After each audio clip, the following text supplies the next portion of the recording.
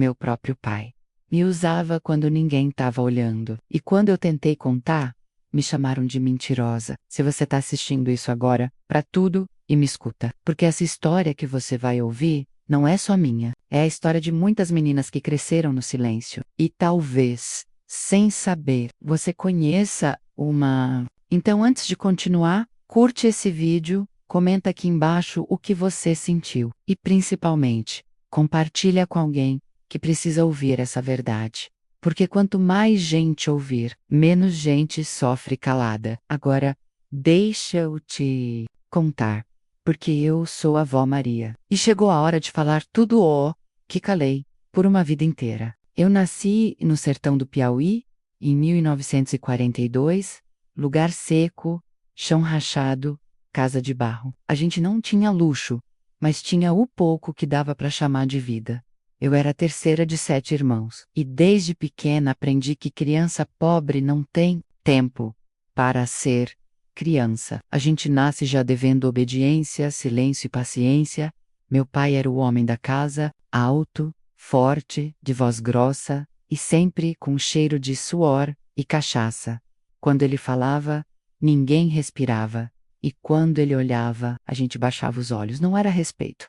Era medo mesmo. Medo de apanhar, medo de ouvir grito, medo de não saber o que ia acontecer depois. Medo de não saber o que ia acontecer depois. Minha mãe era uma mulher quieta, muito bonita quando mais nova pelo que diziam, mas a vida foi apagando o brilho dela. Cuidava da casa, dos filhos e do meu pai. Turo, Semric, eu nunca ouvi minha mãe levantar a voz, nunca. Ela fazia tudo o que ele mandava. Às vezes eu olhava para ela e tentava encontrar nos olhos dela alguma saída, uma pista, um sinal de que aquilo tudo não era normal, mas os olhos dela estavam sempre longe, como se ela também estivesse tentando escapar por dentro. A gente morava numa casa pequena, de 2 cômodos, para dormir, outro para tudo o resto. Quando chovia, o que era raro, menos a água, batia no telhado de palha e escorria pelas paredes. Mas era nessas noites que eu me sentia mais segura, porque nessas noites meu pai dormia pesado e eu podia descansar. O som da chuva era meu acalanto. Quando eu tinha uns 6 anos, comecei a perceber que meu pai me olhava diferente das minhas irmãs. Ele me observava quando eu estava tomando banho de bacia no quintal. Me chamava sozinha para o curral dizendo que precisava de ajuda, mas não precisava de nada. Dizia coisas como está crescendo, hein? Ou já está virando mocinha, e ria de um jeito que fazia minha barriga doer. Uma vez, quando eu estava deitada na rede, ele passou a mão no meu cabelo e disse: "Você vai ser minha menina preferida." Eu não sabia se era para sorrir ou ficar com medo, porque na nossa casa, até os elogios tinham gosto de ameaça. Brincar? A gente não brincava. Eu até tentava às vezes com minhas irmãs mais novas, mas bastava meu pai ouvir risada alta para mandar calar. "Aqui não é terreiro de festa", ele dizia. Os brinquedos que eu tinha eram pedrinhas, galhos e boneca de pano que minha mãe costurava quando sobrava pano velho. E mesmo essas bonecas ele achava ruim. Dizia que criança tinha que aprender a trabalhar, que menina tinha que cuidar da casa, ajudar a mãe, aprender a obedecer. Lembro de uma vez em que eu ri alto demais. Meu irmão tinha soltado um pum e eu me acabei de rir. Meu pai veio furioso, me puxou pela orelha, me jogou no chão e disse: "Mulher que ri demais vira quenga." Eu nem sabia o que era isso, mas desde aquele dia guardei a risada lá dentro. A escola ficava longe e meu pai não fazia questão que a gente estudasse. "Livro não enche barriga", ele dizia. Mas minha mãe insistiu e com muita luta consegui ir. Caminhava 1 hora a pé, com o sol nas costas e o chão quente rasgando a sola do pé descalço. Eu gostava da escola, não pelos cadernos ou pela lousa, mas porque lá eu era só uma menina. Lá ninguém gritava comigo. Lá eu me sentia livre, mesmo que fosse por algumas horas. Mas liberdade demais incomodava meu pai. Ele começou a desconfiar de tudo. Dizia que os homens da cidade iam olhar para mim, que eu estava querendo chamar. E eu, que só queria aprender a ler e escrever, passei a andar curvada, escondendo meu corpo, como se fosse errado crescer. A partir dos 8 anos, ele começou a me chamar mais vezes, para tarefas que não faziam sentido. Me Mandava buscar lenha em horários esquisitos, dizia que queria ajuda para limpar o galinheiro, mas não era isso que ele queria. Ele queria me ver sozinha, isolada. E foi aí que começou a se aproximar mais, não como pai, mas como algo que eu não conseguia entender. Algo que me fazia querer desaparecer. Quando minha mãe saía para vender bolo na vila, ela ficava em casa e eu ficava com ele. Eu rezava para minha mãe não demorar, rezava para chover, para alguma coisa impedir ele de chegar perto. Mas muitas vezes não acontecia nada disso. Ainda era tudo muito confuso na minha cabeça. Eu não sabia o que era certo ou errado, mas sentia no corpo, sentia no estômago, sentia na alma que aquilo não era amor de pai, era outra coisa, algo escuro, algo sujo. Meus irmãos não viam nada, e se viam, não falavam. Em casa, ninguém falava de nada. Tudo era escondido, tudo era abafado, a casa era cheia de barulho, mas sem voz. Quando eu fiz 9 anos, minha avó materna veio passar uns dias com a gente. Foi a única pessoa que olhou no meu rosto e viu alguma coisa. Ela me puxou num canto e perguntou: "O que está acontecendo, Maria? Você está diferente." Eu quase falei, quase. Mas meu pai apareceu na porta e a coragem escorreu pelas pernas. Eu só respondi: "Nada, vó. Tô só cansada." Aquele cansada era tudo que eu conseguia dizer, mas dentro de mim eu tava gritando. Eu tinha 10 anos quando tudo deixou de ser só medo e virou verdade. Foi numa tarde abafada, daquelas que o céu pesa e a terra racha. Minha mãe tinha saído para ajudar uma vizinha a fazer bolo de festa. Meus irmãos estavam pescando no açude. Só eu fiquei em casa. Meu pai me chamou para dentro, com aquela voz mansa que ele só usava quando não tinha ninguém por perto. "Maria, vem aqui, me ajuda a limpar umas coisas na sala." Eu fui com a alma encolhida. E o Jake, aquele tom de voz. Já sabia que ele não queria ajuda. Mas porque dizer não nunca foi uma opção. Entrei na sala. Ele fechou a porta. "Senta aqui no meu colo." Eu hesitei. Ele levantou a voz. "Senta." Sentei. Ele me abraçou pelas costas. A princípio parecia um abraço comum, mas ele apertava demais. A respiração dele era pesada. Ele passou a mão pelo meu cabelo, depois pelo braço, e foi descendo. Meu corpo inteiro congelou. Eu queria levantar, eu queria sair correndo, mas eu estava paralisada. Era como se minhas pernas tivessem desaparecido, como se meu coração tivesse parado de bater. Ele passou a mão no meu peito ainda liso, depois, entre as pernas.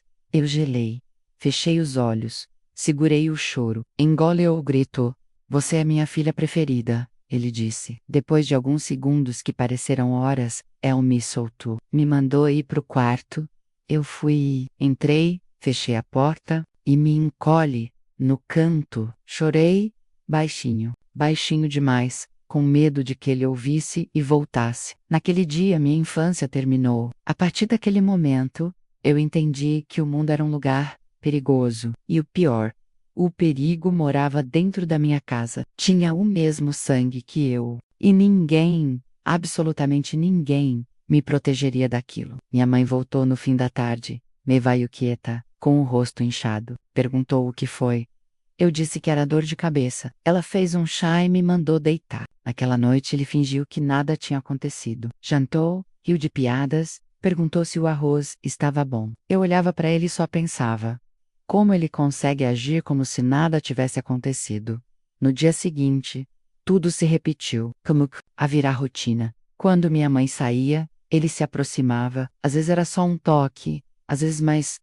Eu parei de comer direito. Tinha nojo do meu próprio corpo. Comecei a arrancar os fios do meu cabelo, um por um, escondida. Era a dor que eu conseguia controlar. Comecei a dormir com a boneca da minha infância, abraçada com tanta força que rasguei o tecido. Era a única coisa que ainda me dava algum consolo. Às vezes eu pensava em me matar, pensava em beber veneno de rato, em me jogar dentro do poço. Mas algo sempre me segurava. Talvez fosse a voz da minha avó que sempre dizia: "Você ainda vai ver muita coisa boa nessa vida, Maria." Eu esperava por esse muita coisa boa, como quem espera chuva no sertão. Tentei contar para minha mãe, Uma vez, ela estava lavando roupa no tanque. Eu cheguei perto e disse: Mainha, o pai fez uma coisa estranha comigo. Ela parou, me olhou por 2 segundos e depois voltou a esfregar a roupa. Disse apenas: Maria, cuidado com o que você fala. Seu pai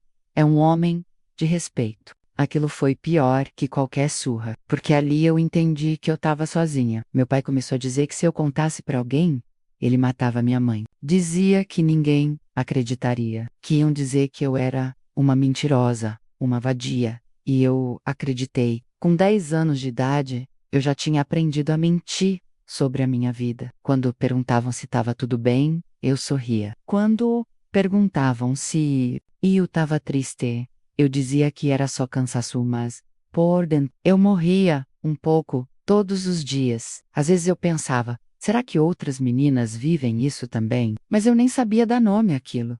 Nem sabia que era abuso. Sabia que me roubava a vontade de existir. A escola virou minha fuga. Mesmo sem foco, mesmo com a cabeça longe, pelo menos lá ele não podia me tocar. Lá eu existia como aluna, como menina, mas até isso ele tentou tirar de mim. Disse que eu estava ficando rebelde, que mulher que estudava demais virava peste, que ia me tirar da escola. Eu implorei para minha mãe. Chorei. Disse que se eu parasse de estudar, eu morria. Ela convenceu ele a me deixar continuar, mas eu sabia que era só questão de tempo, até ele me trancar de vez. E foi aí que eu comecei a planejar uma fuga. E eu não sabia para onde ir, nem como, mas eu sabia que se ficasse, eu não ia sobreviver. Depois da primeira vez, nada voltou a ser o que era menos nem eu. Mas a verdade é que por fora, tudo continuava igual. A casa, os horários, o cheiro do café de manhã. Só que eu, Maria, já não era mais menina. Eu era um corpo que respirava, obedecia e finga. E quanto mais o tempo passava, mais ele parecia confiante. Começou a me chamar de minha mulher quando ninguém estava ouvindo. Me dava ordens como se fosse dono de mim. Eu só tinha 11 anos quando ele disse, pela primeira vez: se você contar, eu mato sua mãe dormindo. E digo que o foi. Acidente. Eu não duvidava. Já tinha visto ele matar galinha, cachorro, até cobra, com uma frieza que me arrepiava. Comecei a evitar olhar nos olhos dele. Comecei a andar curvada, a evitar chamar atenção. Usava roupas largas, andava devagar, queria desaparecer. Mas em casa, eu não tinha para onde fugir. Meu quarto era de tábua fina, sem tranca, com frestas no chão. Eu dormia com a cadeira encostada na porta, mesmo sabendo que se ele quisesse entrar, ele entrava. Às vezes eu fingia estar doente para não sair do quarto. Outras vezes eu inventava que tinha que estudar, qualquer desculpa que me desse mais. Um dia, mais uma noite, longe dele. Mas não adiantava muito. Ele sempre dava um jeito. Quando não era com toque, era com palavra. Você devia me agradecer. Eu te ensino que os outros homens nunca vão te ensinar. Aquilo me embrulhava o estômago. Mas eu não podia reagir, não podia gritar. Eu era só uma menina cercada por muros invisíveis. Às vezes eu chorava no travesseiro, até dormir. Outras vezes, eu mordia o braço para não fazer barulho, porque se ele ouvisse, ele batia. E quando batia, era com força. Cinto, vara, ou só a mão mesmo, o motivo, qualquer um. Um prato mal lavado, uma resposta baixa demais, um olhar atravessado. Ele me pegou lendo um livro escondida e arrancou das minhas mãos. Livro não é para mulher. Mulher tem que obedecer, não pensar. Rasgou o livro. Jogou no fogo. Aquilo me doeu mais que as surras, porque no livro eu via um caminho, uma saída. Sem o livro, eu me senti de novo sem chão. Tentei escrever minha dor num caderno escondido, mas um dia ele achou: você está escrevendo mentiras sobre mim? Rasgou o caderno e me trancou no quarto por 2 dias sem comida. A partir daí, parei de escrever, parei de sonhar também, mas nunca parei de observar. Eu via minha mãe cozinhando, costurando, sorrindo de nervoso, e por muito tempo, eu pensei que ela não sabia de nada, mas com o tempo, comecei a achar que ela sabia sim, que ela fingia não ver. Talvez por medo, talvez por vergonha, talvez por impotência. E isso me doía mais do que tudo. Porque uma coisa é o mundo te machucar. Outra é quem devia te proteger virar o rosto. Um dia, tomei coragem e contei para minha professora. Ela me olhou com espanto. Disse que ia conversar com a diretora.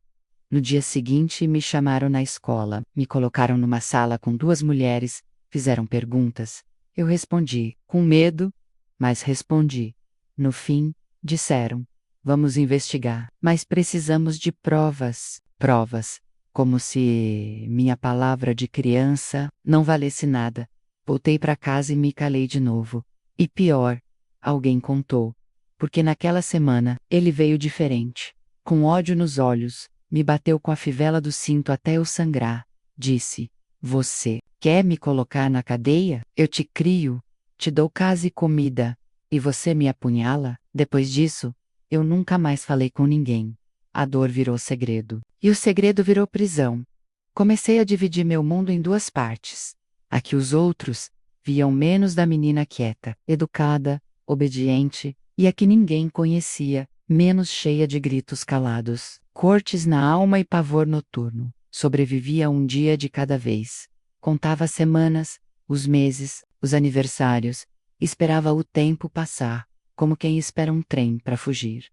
Às vezes, me escondia no galinheiro só para respirar. Só para sentir o cheiro da terra, ouvir os bichos, me lembrar que o mundo era maior que aquela casa, mas a casa sempre me puxava de volta. E com ela ele, cada toque, cada ameaça, cada noite sem sono, enterrava mais fundo a menina que eu fui. E fazia nascer, bem devagar, a mulher que um dia ia fugir. Eu não sei exatamente quando decidi fugir, mas sei que a ideia começou a crescer dentro de mim, como uma semente raivosa. Era um pensamento que voltava toda vez que ele trancava a porta, toda vez que eu via minha mãe fingindo que não via. Você vai morrer aqui, Maria. Eu dizia para mim mesma, deitada no escuro. E eu não queria morrer, eu queria viver. Mesmo sem saber como, mesmo sem saber para onde ir. Comecei a observar tudo com atenção. Os horários, os caminhos, a rotina dele. Anotei tudo na cabeça. Ele saía para beber toda sexta, sempre tarde. Minha mãe dormia cedo. Meus irmãos estavam grandes, saindo para trabalhar fora. A casa ficava vazia e silenciosa depois das 9. Foi numa dessas sextas que eu decidi que ia ser a última. Tinha 16 anos, o rosto já endurecido, os olhos fundos. Peguei uma sacola com uma muda de roupa, uns trocados que guardei escondida, e a boneca de pano que, mesmo rasgada, ainda era minha companhia mais fiel. Esperei todos dormirem. Quando o relógio da parede bateu 10 da noite, abri a janela do fundo. Pulei descalça, com um coração na garganta, senti o chão gelado, o vento no rosto, e pela primeira vez em anos, respirei, sem medo. Pela estrada de terra. Cada passo era uma despedida. Doeu deixar meus irmãos, mesmo sem saber se um dia entenderiam. Doeu deixar minha mãe, mas doeu mais o que ela deixou de fazer por mim. Andei quase 5 horas até chegar numa cidadezinha chamada Floriano. Vi luzes, gente, ônibus, vi vida. Pedi abrigo na casa de uma senhora da igreja. Contei parte da minha história, não tudo, mas o suficiente. Ela me olhou como se já tivesse ouvido aquilo antes. Disse que eu podia ficar uns dias, que ia me ajudar a achar serviço, e ajudou. 2 semanas depois, consegui trabalho de doméstica numa casa boa, com uma senhora viúva e muito católica. Ela era rígida, mas justa. Me pagava pouco, mas me tratava como gente. E naquele momento, era tudo que eu precisava. Comecei a reconstruir minha rotina, acordava cedo, limpava a casa, fazia comida. À noite, lia livros antigos da patroa escondida.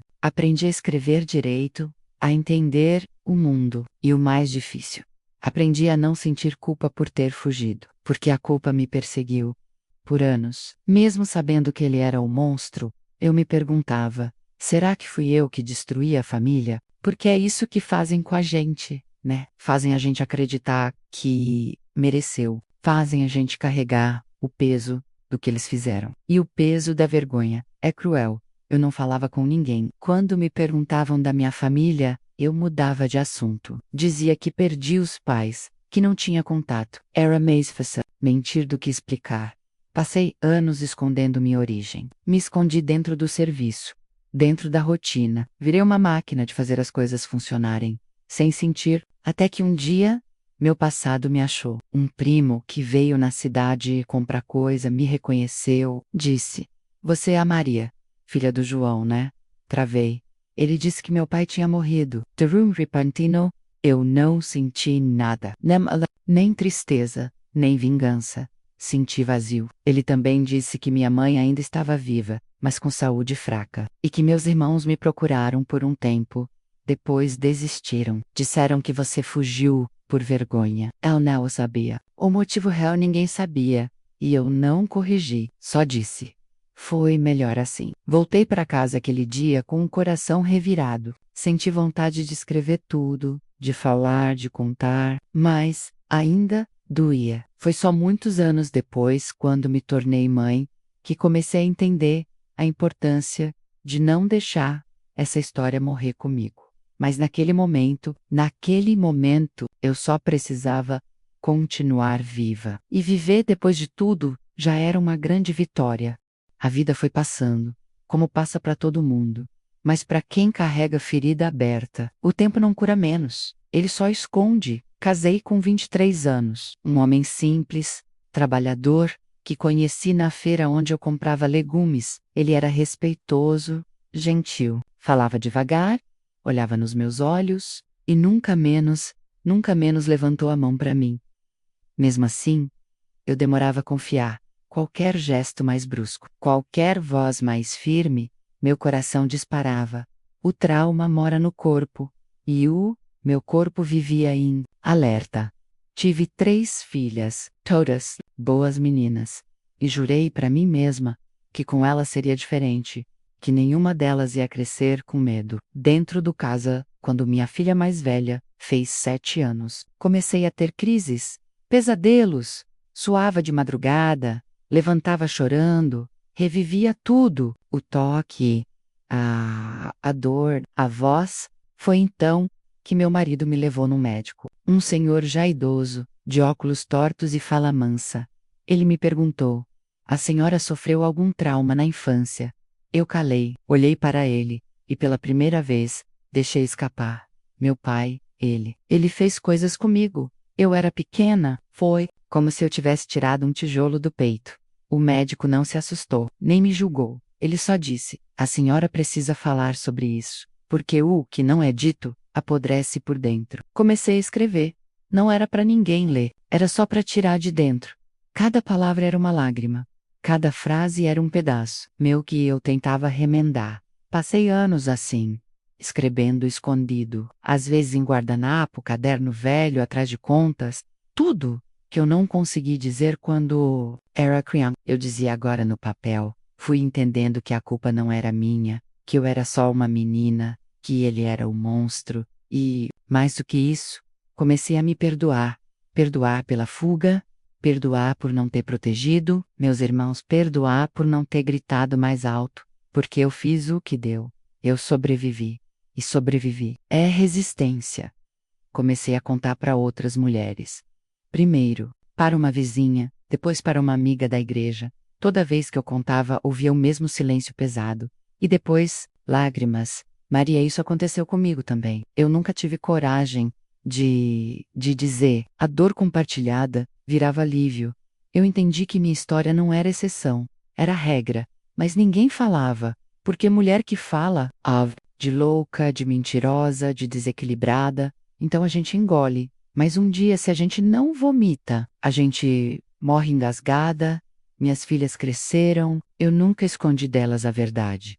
Contei tudo quando estavam prontas e elas se curaram. Me abraçaram e disseram: "A senhora é a mulher mais forte que a gente conhece." Eu não me sentia forte, mas naquele momento, senti que minha dor tinha virado escudo e que meu silêncio, enfim, tinha virado voz. Comecei a dar pequenas palestras. Na comunidade falei em encontros de mulheres em escolas, em reuniões da igreja.